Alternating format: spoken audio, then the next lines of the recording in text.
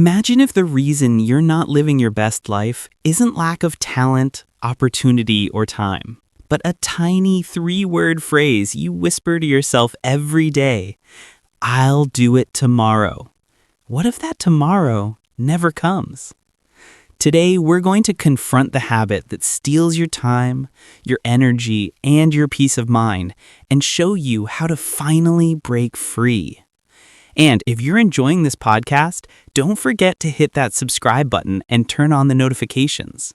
Our goal is to reach 1,000 subscribers before the end of this year, and with your support, we can make it happen. Honestly, your subscription makes a huge difference. It's the fuel that keeps this show going. And hey, don't say I'll do it tomorrow. Let's break that habit right now. Subscribe today. Part 1. Why we procrastinate. So why do we procrastinate? It's not because we're lazy. Procrastination is actually tied to how our brains handle emotions and discomfort. Our brains are wired to avoid pain and seek pleasure. So when a task feels stressful, overwhelming, or just plain boring, we push it aside for something easier, like scrolling through social media, binge-watching shows, or even cleaning the wrong things because at least it feels productive. Psychologists call procrastination a temporal mood repair strategy. Basically, we delay the unpleasant task to make ourselves feel better in the moment. The irony? Future you ends up dealing with the stress instead. Part 2. The hidden costs of procrastination. You might think it's just a small delay, no big deal. But procrastination comes with real costs. 1. Stress and anxiety. Every time you delay a task, your brain keeps reminding you it exists, even subconsciously. That constant nagging creates low-level stress that affects your sleep, mood, and energy. 2. Lower performance. Rushing at the last minute rarely brings out your best work. Studies show chronic procrastinators often underperform compared to peers who tackle tasks steadily. 3. Missed opportunities. That delayed call, application, or project could have been the stepping stone to a new opportunity. Waiting can literally close doors. 4. Damaged self-esteem. Each postponed task is like a tiny failure stored in your brain. Over time, it chips away at your confidence, creating a cycle of procrastination and self-doubt. Part 3. Procrastination styles. Not all procrastinators are the same. Recognizing your style helps you tackle it effectively. The perfectionist, fear of not doing it perfectly keeps you frozen. The dreamer, always full of ideas but struggles to start. The avoider, fears failure, criticism, or responsibility. The crisis maker thrives on last-minute pressure. Do any of these sound familiar? Maybe you see yourself in more than one. Knowing your style is the first step to breaking the cycle. Part 4. Why tomorrow feels safe. There's a reason we love saying, I'll do it tomorrow. Tomorrow feels like a blank canvas, a chance to start fresh. Tomorrow you is imagined as more motivated, disciplined, and energized. But here's the truth. Tomorrow is uncertain. There's no guarantee tomorrow you will feel different or magically have more time. And so the cycle continues. Part 5.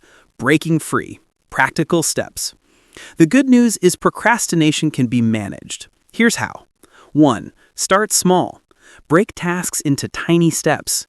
Don't aim to clean the whole house, just one shelf.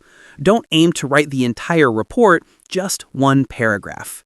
Momentum builds with small wins. 2. The 2-minute rule. If a task takes less than 2 minutes, do it immediately. Small actions like sending an email or washing a dish create a sense of accomplishment that fuels bigger tasks. 3. Set time limits. Use the Pomodoro technique.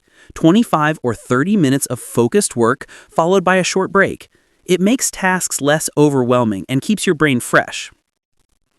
3. Set time limits. Use the Pomodoro technique. 25 or 30 minutes of focused work followed by a short break. It makes tasks less overwhelming and keeps your brain fresh. Part 6. The power of accountability. Sharing your goals with someone you trust can dramatically reduce procrastination. A friend, family member, or coworker can help hold you accountable. Even small check-ins make tasks feel less daunting and more like a shared journey. Part 7. Mindfulness and procrastination. Procrastination often stems from avoiding uncomfortable emotions. Mindfulness helps you notice these feelings without judgment. Ask yourself, what am I avoiding? What story am I telling myself? Simply acknowledging your fear, boredom, or stress often makes it easier to start anyway. Part 8. Stories from real life. Let me share a story. My friend Sarah had a big work presentation due. She kept saying, "I'll do it tomorrow." Days went by, and the night before, she stayed up until 3 a.m. finishing it. She did fine, but the stress was immense. Once she started breaking tasks into smaller steps and working on them daily, her anxiety dropped, her work improved, and she finally felt in control. Stories like Sarah's show that procrastination is rarely laziness, it's fear, perfectionism, and avoidance. But it's also changeable. Part 9. Reframing tomorrow. Next time you catch yourself saying, "I'll do it tomorrow," pause. Ask, why am I delaying this? What's the smallest step I can take right now? How will I feel if I do it today? Replacing tomorrow with now can be surprisingly powerful. Action breeds motivation, not the other way around. Procrastination is part of being human. It's emotional, common, and not a moral flaw, but it doesn't have to control you. By understanding why we delay, breaking tasks into steps, practicing mindfulness, and using accountability, you can reclaim your time, productivity, and peace of mind. And remember, tomorrow isn't guaranteed. The only time you truly have is today. So instead of saying, "I'll do it tomorrow," try whispering, "I'll start now."